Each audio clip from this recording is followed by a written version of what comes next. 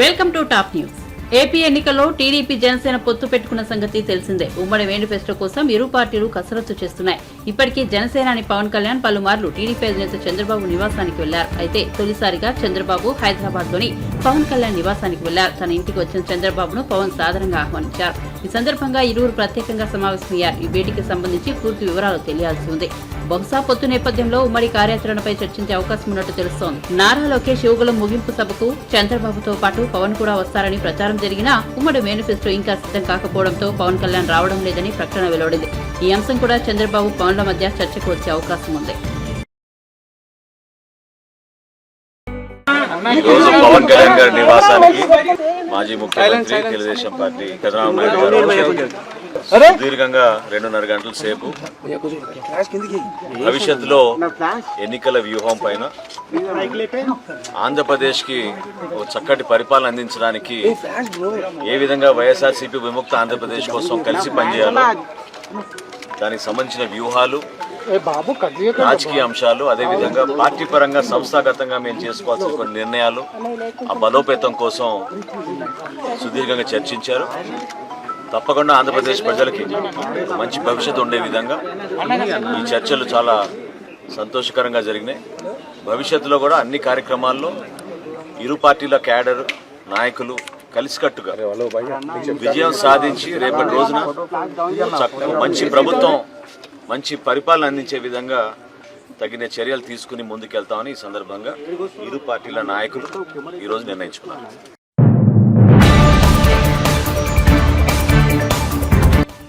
తెలంగాణ ముఖ్యమంత్రి రేవంత్ రెడ్డిని ఆర్బీఐ మాజీ గవర్నర్ రఘురాం రాజన్ కలుసుకున్నారు. ఆదివారం ఉదయం జూబ్లీహిల్స్ లోని సీఎం నివాసానికి వెళ్లిన రాజన్ సీఎం రేవంత్ తో భేటీ అయ్యారు. కేంద్ర ప్రభుత్వానికి ఆర్థిక సలహాదారుడుగా కూడా వ్యవహరించిన రఘురాం రాజన్ తో CM Revanth Reddy, deputy CM బట్టి విక్రమార్క, ఐటీ శాఖ మంత్రి శ్రీధర్ బాబు సమావేశమయ్యారు. ఈ సందర్భంగా తెలంగాణ ఆర్థిక పరిస్థితి, అభివృద్ధిపై వారు చర్చించినట్లు అధికార వర్గాలు తెలిపాయి.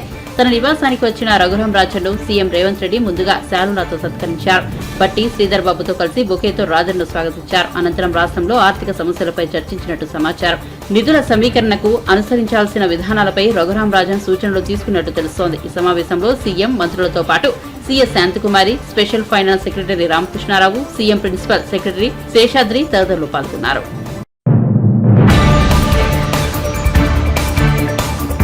జనసేన పార్టీ రాష్ట్ర ప్రధాన కార్యదర్శి కొణిదెల నాగబాబు ఉమ్మడి నెల్లూరు జిల్లాలో పలు ఆత్మీయ సమావేశాల్లో పాల్గొన్నారు. నెల్లూరు సిటీ, సూళ్లూరుపేట, కోవూరు నియోజకవర్గాల జనసేన శ్రేణుల ఆత్మీయ సమావేశంలో నాగబాబు ఆసక్తికర వ్యాఖ్యలు చేశారు. తెలంగాణలో ఓటు ఉండగా ఏపీలో ఎలా ఓటరు దరఖాస్తు చేసుకుంటారంటూ వైసీపీ నేతలు చేస్తున్న విమర్శలపై స్పందించారు. ఏపీకి ఓటు మార్చుకోవాలన్న ఉద్దేశంతో హైదరాబాద్ లో ఉన్న ఓటును క్యాన్సిల్ చేసుకున్నాను. ఇటీవల జరిగిన తెలంగాణ ఎన్నికల్లో నేను, నా కుటుంబం ఓటు వేయలేదు. మంగళగిరిలో ఓటు కోసం దరఖాస్తు చేసుకుంటే ఓటు హక్కు రాకుండా బూత్ లెవెల్ స్థాయిలో కూడా వైసీపీ నేతలు అడ్డుపడుతున్నారు. నా ఓటును జనసేన, టీడీపీ కూటమి అభ్యర్థికి వేయడానికి సిద్ధంగా ఉన్నాను. ప్రజాస్వామ్యాన్ని గౌరవించే ఏ నాయకుడు కూడా ప్రతిపక్షం ఉండకూడదని కోరుకోడు. అలా కోరుకున్నాడు అంటే వాడు నియంతే అవుతాడు. మేం మాత్రం వైసీపీ 25 సీట్లతో ప్రతిపక్షంలో ఉండాలని కోరుకుంటున్నామని నాగబాబు వివరించారు. ఒక కామెడీ మ్యాగజైన్ ఒకటి ఉంది, మెయిన్ స్ట్రీమ్ మీడియాలో ఒక పత్రిక ఉంది, అది కామెడీ న్యూస్లు వేస్తుంటుంది.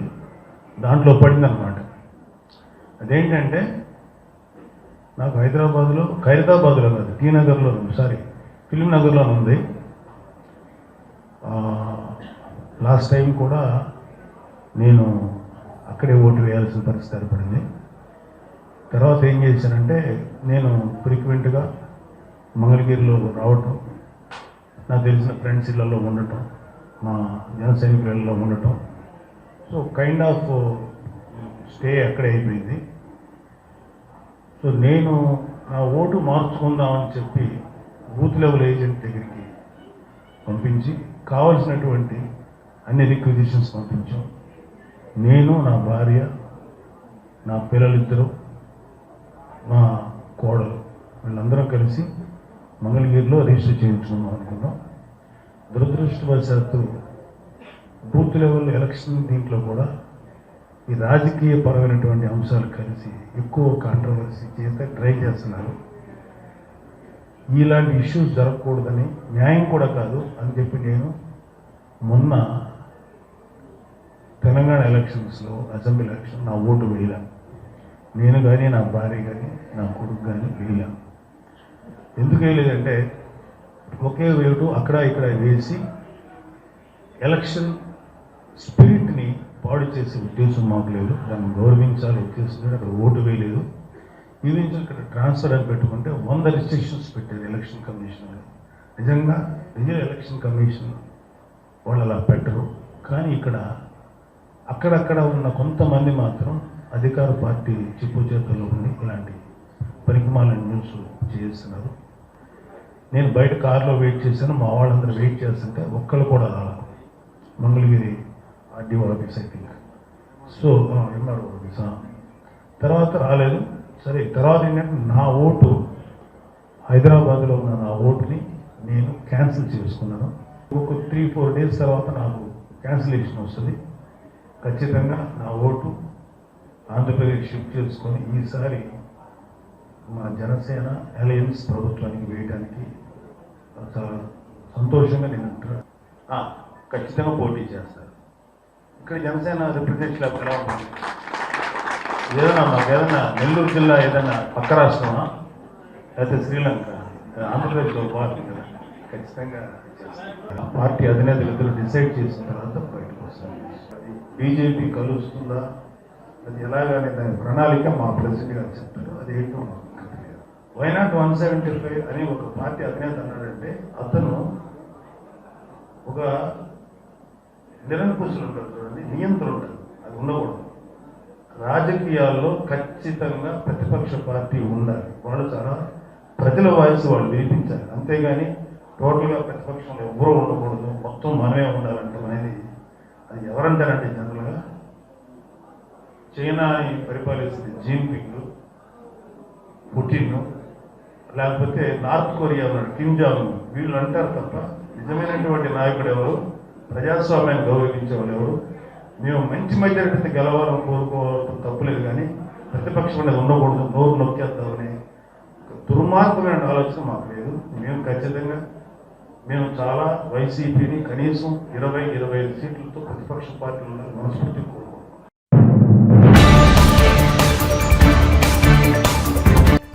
వైఎస్ఆర్సీపీ ప్రభుత్వం వెంటిలేటర్ పై ఉందని టీడీపీ రాష్ట్ర అధ్యక్షుడు అచ్చెన్నాయుడు పేర్కొన్నారు. శ్రీకాకుళం జిల్లా టీడీపీ కార్యాలయంలో పార్టీ శ్రేణులతో సమావేశమైన ఆయన ఈ నెల 20న యోగులం పాదయాత్ర ముగింపు సభపై దిశానిర్దేశం చేశారు. అనంతరం మీడియాతో మాట్లాడుతూ సీఎం జగన్ సహా వైఎస్ఆర్సీపీ నేతలు అందరూ అవినీతిలో కూరుకుపోయారని ఆరోపించారు.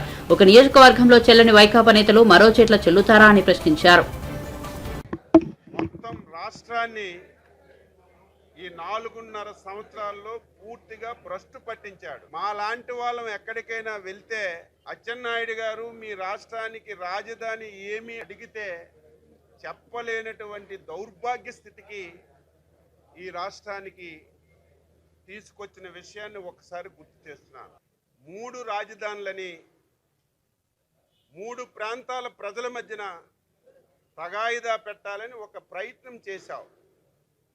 4 సంవత్సరాలు అయింది. ఈ రోజుకి నువ్వు ఏమి సాధించావని చెప్పి నేను అడుగుతున్నాను. అమరావతి రాజధానిని విడగొట్టి ఈ రాష్ట్రంలో 3 రాజధానులు చేస్తున్నాను. ఉత్తరాంధ్ర ప్రజలకు ఎక్కడికో తీసుకెళ్లిపోతాను. రాయలసీమలో కరువు లేకుండా చేసి ప్రతి ఒక్కరికి ఆర్థిక పరిపుష్టి కలిగిస్తాను. ఈ రాష్ట్రంలో అన్ని జిల్లాలు అభివృద్ధి జరిగిపోతాయని 4 సంవత్సరాల ముందు 3 రాజధానులని నువ్వు ఈ రాష్ట్రంలో తీసుకున్న నిర్ణయం వల్ల నువ్వు సాధించింది ఏమిటి అని నేను ప్రశ్నిస్తున్నాను. ఈ రోజుకు 4 సంవత్సరాలు అయింది. ఉత్తరాంధ్రలో రాజధాని అని చెప్పినటువంటి వ్యక్తి ఈ 4 సంవత్సరాల్లో 4 పైసలైనా సరే నువ్వు ఖర్చు పెట్టి ఈ ఉత్తరాంధ్రకి మేలు చేశానని ఒక్క మాట నువ్వు చెప్పు. 4 సంవత్సరాలు అయింది ఉత్తరాంధ్రకి పరిపాలన రాజధాని అని చెప్పావు. ఏం చేశావు ఈ 4 సంవత్సరాల్లో అని చెప్పి నేను అడుగుతున్నాను. అసలు ఈ ప్రభుత్వం వెంటిలేటర్ మీద ఉన్న విషయాన్ని గుర్తుపెట్టు. వెంటిలేటర్ మీద ఉంది. వెంటిలేటర్ మీద ఉన్న పేషెంట్ ఎవడైనా బతుకుతాడా? ఈ ప్రభుత్వం వెంటిలేటర్ మీద ఉంది. రేపు ఎప్పుడు ఎన్నిక జరిగినా తెలుగుదేశం పార్టీ జనసేన అధికారంలోకి వస్తుంది. అది అందరికీ తెలుసు. జగన్మోహన్ రెడ్డికి కూడా తెలిసిపోయింది. మొత్తం నాతో సహా ఎమ్మెల్యేలు, వైసీపీ నాయకులు అందరూ అవినీతి పరులు అయిపోయారు. కనీసం ఒక నియోజకవర్గం నుంచి ఒక నియోజకవర్గానికి మారిస్తే ప్రజలు మర్చిపోతారేమో అనుకుంటారు. చెల్లని పైసా ఎక్కడున్నా ఒకటే, వైజాగ్లు వెళ్ళినా చెల్లందే, అమరావతి వెళ్ళినా చెల్లందే, తిరుపతి వెళ్ళినా చెల్లందే. చెల్లన పైసా ఎక్కడున్నా ఒకటే. నువ్వు అవినీతిలో కూరుకుపోయావు, మీ ఎమ్మెల్యేలు నాయకులు అవినీతిలో కూరుకుపోయి ప్రజలు చీకొట్టే పరిస్థితి వచ్చింది. అసలు రేపు నీ పార్టీలో పోటీ చేసే అవకాశం లేకుండా పోయింది. ఈరోజు దీన్ని చూసి ఏదో మారుస్తున్నానని చెప్పి కొత్త పల్లవి ఎత్తుకున్నా సరే నీకెవరు నమ్మే పరిస్థితి లేరు. నేను ప్రభుత్వానికి అడుగుతున్నాను, అమరావతి రాజధాని విచ్ఛిన్నం చేసి 4 సంవత్సరాలు అయింది జగన్మోహన్ రెడ్డి. ఈ 4 సంవత్సరాల్లో నేను ముఖ్యమంత్రి అయిన తర్వాత 3 రాజధానులు చేశాను.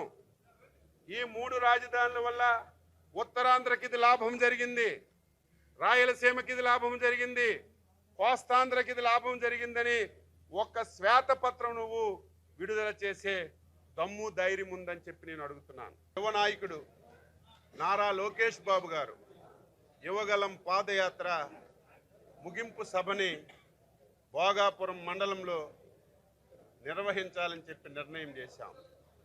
ఆ సభ నభూతో నభవిష్యత్తు, ఇంతవరకు ఎప్పుడు జరగని విధంగా సభ జరపాలని చెప్పి నిర్ణయించాం.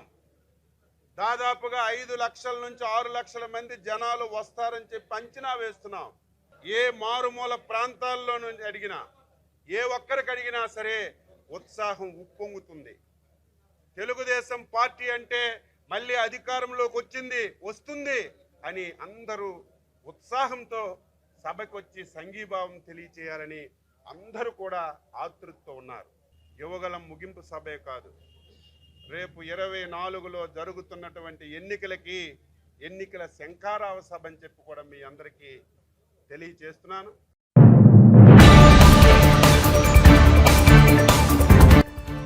ప్రపంచంలోని అతిపెద్ద కార్పొరేట్ ఆఫీస్ బిల్డింగ్ ని ప్రధాని నరేంద్ర మోదీ ఆదివారం ప్రారంభించారు. గుజరాత్ లోని సూరత్ లో నిర్వహించిన సూరత్ డైమండ్ స్పోర్ట్స్ భవనాన్ని సీఎం భూపేంద్ర పాటిల్ తో కలిసి ప్రారంభోత్సవం చేశారు. ఈ భవనం సూరత్ లో సరికొత్త డైమండ్ ప్రపంచాన్ని సృష్టించనుంది. ముడి వజ్రాల నుంచి వజ్రాభరణాల దాకా అన్ని రకాల వ్యాపారాలు నిర్వహించేలా ఇందులో ఏర్పాట్లు చేశారు. ముంబై నుంచి డైమండ్ వ్యాపారం మొత్తం సూరత్ కు షిఫ్ట్ అయ్యేలా ఈ బిల్డింగ్ నిర్మాణం జరిగింది. ఇప్పటి వరకు ప్రపంచంలోనే అతిపెద్ద ఆఫీస్ స్పేస్ గా అమెరికాలోని పెంటగాన్ పేరొందింది.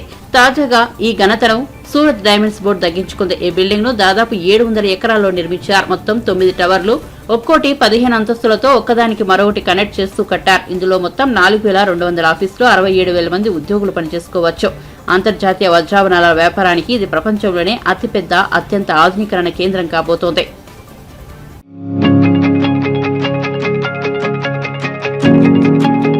ઇતિહાસનો અનુભવ,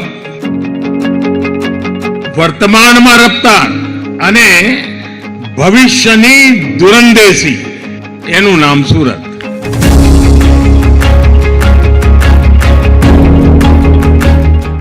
आज सूरत शहर की भव्यता में एक और डायमंड जुड़ गया है. इस डायमंड की चमक के आगे दुनिया की बड़ी से बड़ी इमारतों की चमक फीकी पड़ रही है. अब दुनिया में कोई भी कहेगा डायमंड बुर्स तो सूरत का नाम साथ आएगा, भारत का नाम भी आएगा.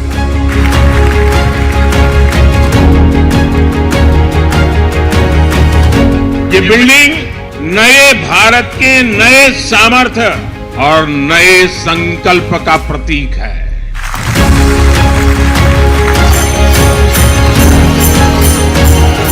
सूरतियों की बरसों पुरानी मांग आज पूरी हुई है. सूरत एयरपोर्ट के नए टर्मिनल का लोकार्पण हुआ है और दूसरा बड़ा काम यह हुआ है कि अब सूरत एयरपोर्ट को इंटरनेशनल एयरपोर्ट का दर्जा मिल गया है. गुजरात में अब 3 इंटरनेशनल एयरपोर्ट हो गए हैं.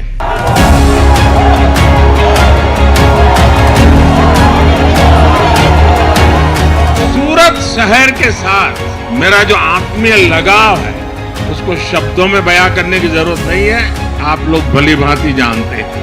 और सूरत ने सिखाया है कि जब सबका प्रयास होता है तो हम कैसे बड़ी से बड़ी चुनौतियों का सामना कर सकते हैं.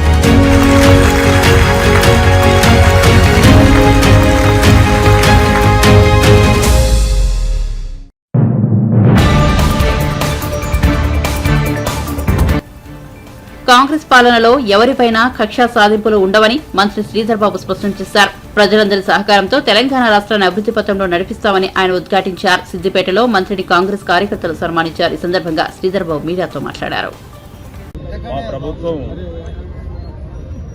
నిన్న కూడా అసెంబ్లీ శాసన మండలిలో చెప్పింది, ప్రజాస్వామ్యయుతమైన ప్రభుత్వాన్ని నడిపిస్తాం,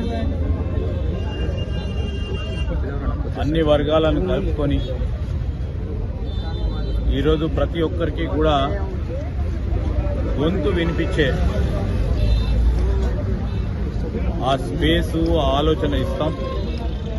నిర్భయంగా ముందుకు రావాలి, ఈ రాష్ట్రాన్ని మనం అందరం కలుసుకొని ముందుకు నడిపించాలని కాంగ్రెస్ పార్టీ ప్రభుత్వం మరి ముఖ్యమంత్రి గారు కూడా చెప్పడం జరిగింది. ఈరోజు మరింత అభివృద్ధి చెందాలి మన రాష్ట్రం అగ్రగామిలో ఉండాలని, దేశంలోనే తెలంగాణ రాష్ట్రం ఒక ఆదర్శనీయంగా ముందుకు నడపాలనే ఆలోచనతోనే రాబోయే కాలంలో వ్యవసాయ రంగానికి కానీ, ఉపాధి రంగంలో కానీ, పరిశ్రమ రంగంలో కానీ, ఐటీ రంగంలో కానీ అగ్రగామిగా ఉండే ఒక కార్యాచరణ తీసుకొని ముందుకెళ్లటం జరుగుతుంది. మేము గతసారి కూడా చెప్పాం, ఈరోజు ఎవరిపైన కూడా కక్ష సాధింపు ఉండదు. గత ప్రభుత్వానికి సంబంధించి కూడా పలు విధమైన పాలసీ విధానాలు ప్రజలకు ఉపయోగపడే విధంగా ఉండదంటే దాన్ని ఇంకా మరింత వేగంగా ముందుకు తీసుకెళ్లే ప్రయత్నం చేస్తాం. మేము ఈరోజు ప్రజలకు చెప్పిన 6 గ్యారెంటీలతో పాటు మేనిఫెస్టోలో ప్రధానంగా ఉద్యోగ సంఘాలు, ఉపాధ్యాయ సంఘాలు, కార్మిక సంఘాలు, ఆటో రిక్షాలకు సంబంధించిన వారి సంక్షేమం, డ్రైవర్ల సంక్షేమం కానీ, అదేవిధంగా అన్ని వర్గాలకు సంబంధించిన సంక్షేమానికి కార్యక్రమానికి సంబంధించి మరి ప్రణాళికబద్ధంగా రాబోయే బడ్జెట్లో ఇవన్నీ అంశాలను కూడా పరిగణలోకి తీసుకొని మరి మంచి భవిష్యత్తును ఈ రాష్ట్ర ప్రజలకు అందించాలనే ఆలోచనతోనే ముందుకు వెళ్తా ఉన్నాం. ఈ రాష్ట్ర యువతకు సంబంధించి, నిరుద్యోగ యువతకు సంబంధించి ఇప్పటికే కసరత్తు మొదలు పెట్టడం జరిగింది. తెలంగాణ రాష్ట్ర పబ్లిక్ సర్వీస్ కమిషన్ పరంగా ఈరోజు మేము ఏదైతే ప్రజలకు చెప్పామో ఆ ప్రజలకు చెప్పిన ప్రతి అంశాన్ని కూడా దృష్టిలో పెట్టుకునే మేము అడుగులు వేస్తా ఉన్నాం. నిరుద్యోగ యువతీ యువకులకు కూడా ఈరోజు తప్పకుండా ఒక కాల పరిమితిలో జాబ్ క్యాలెండర్ని అమలు చేసే ప్రయత్నం చేసి ప్రభుత్వంలో ఉన్న ఖాళీ ఉద్యోగాలన్నీ కూడా భర్తీ చేసి వారికి ఉద్యోగ అవకాశాలు కల్పించే కార్యక్రమం చేస్తాం. అదేవిధంగా ఈ ప్రాంతాలకు సంబంధించిన ఇంకెక్కడైనా మరి ఈ సిద్దిపేట జిల్లాకు సంబంధించి కానీ, అటు మెదక్ జిల్లాకు సంబంధించి కానీ ఇక్కడున్న సీనియర్ నాయకులు, మంత్రివర్యులు దామోదర్ రాజనరసింహ గారితో పాటు సోదరులు పొన్నం ప్రభాకర్ గారు, వారు తప్పకుండా అభివృద్ధి సంక్షేమానికి ఈ జిల్లాకు సంబంధించిన అనేక కార్యక్రమాలు వారు ప్రణాళికబద్ధంగా ఆలోచన చేస్తూ ఉన్నారు, ముందుకు తీసుకెళ్లే ప్రయత్నం చేస్తున్నారు.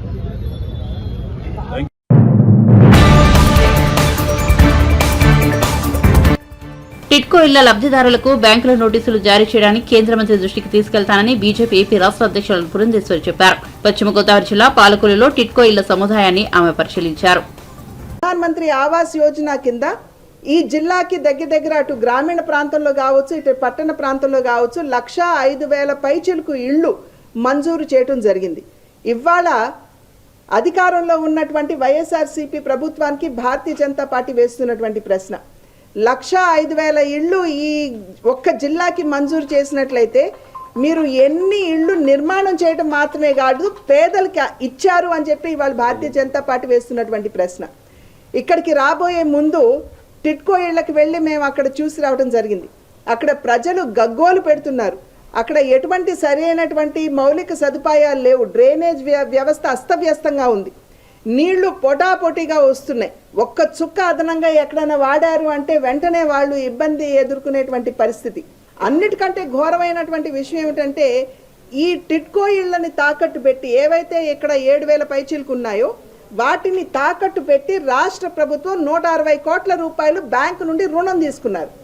ఇవాళ వాళ్ళకి సరిగ్గా అసలు ఆ పత్రాలు కూడా అందివ్వలేదు. కానీ బ్యాంకుల నుండి వాళ్ళకి ఈ రుణానికి సంబంధించి మీరు 4.5 లక్షల రూపాయలు వడ్డీ కట్టాలి అని చెప్పి ఇవాళ వాళ్ళకి నోటీసులు వస్తున్నాయి.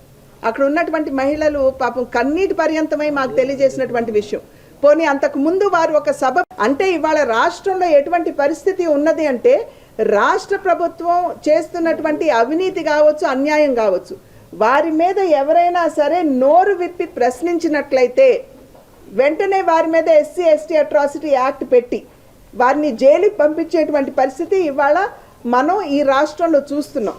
అంటే ఒక రకంగా చెప్పాలంటే ఘోరాతి ఘోరమైనటువంటి నియంతృత్వ పాలనని ఇవాళ రాష్ట్రంలో చూస్తున్నామని చెప్పి మనం అర్థం చేసుకోవాల్సినటువంటి నేపథ్యం.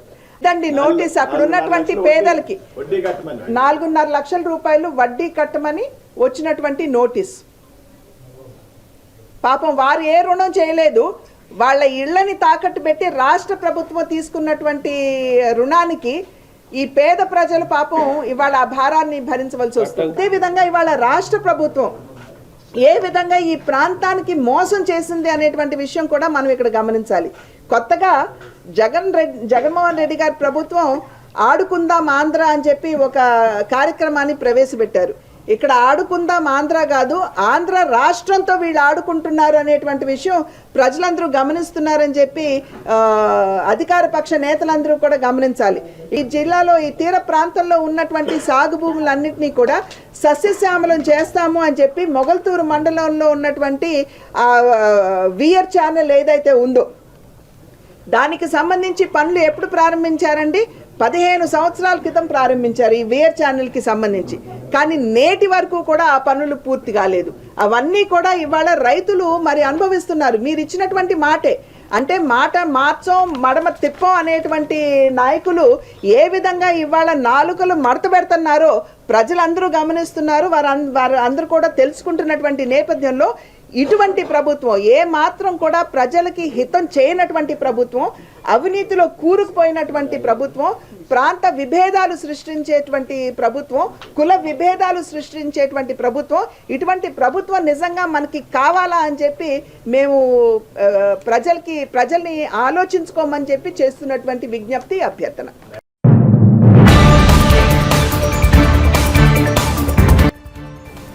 కాకినాడ జిల్లా తుని పట్టణంలో ప్రముఖ సినీ తారలు పాయల్ రాజ్పుత్, నేహా శెట్టి సందడి చేశారు. పట్టణంలో ఓ షాపింగ్ మాల్ ప్రారంభోత్సవంలో వారు పాల్గొన్నారు. వారిని చూసేందుకు పెద్ద సంఖ్యలో అభిమానులు తరలివచ్చారు.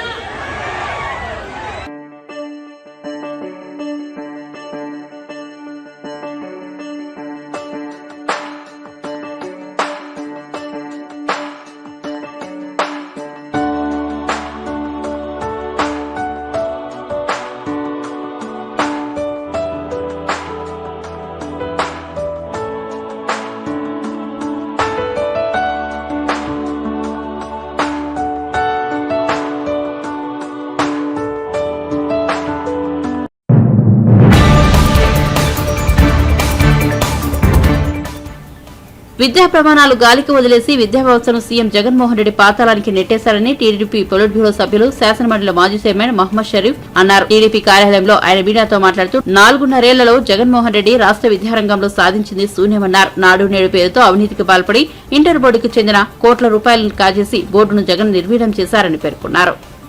4.5 సంవత్సరాలుగా జగన్మోహన్ రెడ్డి గారి పరిపాలనా కాలంలో విద్యా వ్యవస్థ నిర్వీర్యం దిశగా జగన్ అడుగులు వేస్తున్నారు. పాఠశాలలను సైకో జగన్ ప్రయోగశాలగా మార్చారు. విద్యా వ్యవస్థ ప్రథమ స్థాయిలో ఉండాల్సింది పోయి జగన్మోహన్ రెడ్డి చేతకానితనంతో అధమ స్థాయికి చేరుకుంది.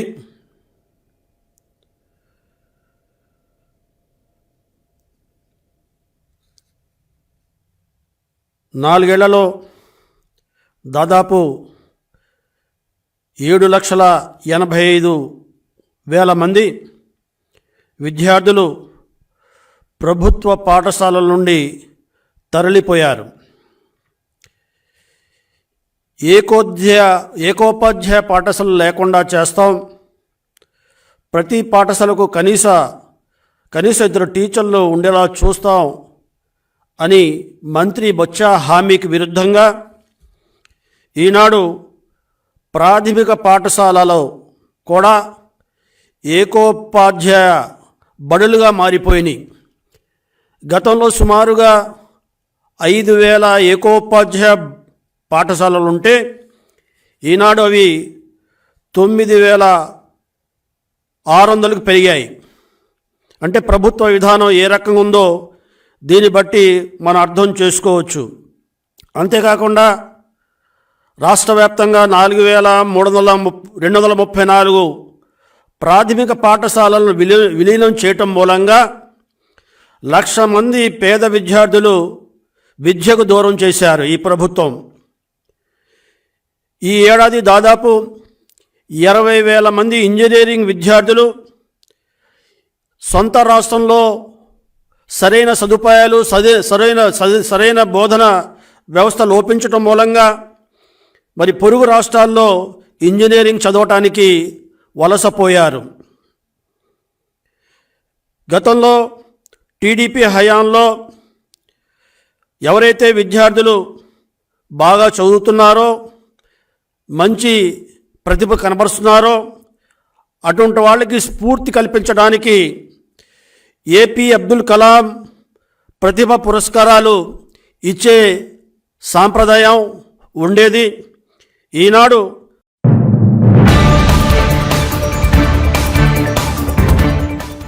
హనుమకొండ జిల్లాకు చెందిన ఉపాధ్యాయుడు బియ్యపు గింజలతో ముఖ్యమంత్రి రేవంత్ రెడ్డి చిత్రపటాన్ని రూపొందించారు. ఎల్కతుర్తి మండలం సూరారం గ్రామానికి చెందిన రాజ్ కుమార్ స్థానిక ప్రభుత్వ ఉన్నత పాఠశాలలో కాంట్రాక్ట్ పద్ధతిలో డ్రాయింగ్ టీచర్ గా పనిచేస్తున్నారు. రేవంత్ రెడ్డిపై అభిమానంతో బియ్యపు గింజలతో ఆయన చిత్రపటాన్ని రూపొందించినట్లు రాజ్ కుమార్ తెలిపారు. నేను చిన్నప్పటి నుండి చిత్రాలు గీస్తూ జీవనోపాధి కొనసాగించే సైన్స్ బోర్డు రాస్తూ చిత్రాలు గీస్తూ జీవనోపాధి కొనసాగించేవాడిని. తెలంగాణ కొరకు తెలంగాణ వస్తే మాకు ఉద్యోగాలు పర్మనెంట్ అవుతాయని ఎన్నో ఆశల కొద్దీ తెలంగాణ గురించి పోరాటం చేసినాము. తెలంగాణ వచ్చినా కానీ ఇప్పటి వరకు మా ఉద్యోగులకు పర్మనెంట్ చేయలేదు తెలంగాణ ప్రభుత్వం. నేను సమగ్ర శిక్ష ఉద్యోగుల్లో కాంట్రాక్ట్ బేసిక్గా జిల్లా పరిషత్ ఉన్నత పాఠశాల హై స్కూల్లో ఎల్కతుర్తి మండల్ హై స్కూల్లో పనిచేస్తున్నాను. గతంలో కూడా ఎన్నో చిత్రాలు వేశాను. అంబేద్కర్, భారతమాత, గాంధీ, మదర్ తెరిసా, సచిన్ టెండూల్కర్ ఎన్నో చిత్రాలు గీశాను. ఈ చిత్రపటాన్ని బియ్యం గింజలతో పేపర్ మీద రేవంత్ రెడ్డి చిత్రాన్ని కొత్త ప్రభుత్వంతో సీఎం ముఖ్యమంత్రిగా మన చిత్రాన్ని నా అభిమానంతోనే చిత్రాన్ని చిత్రించాను.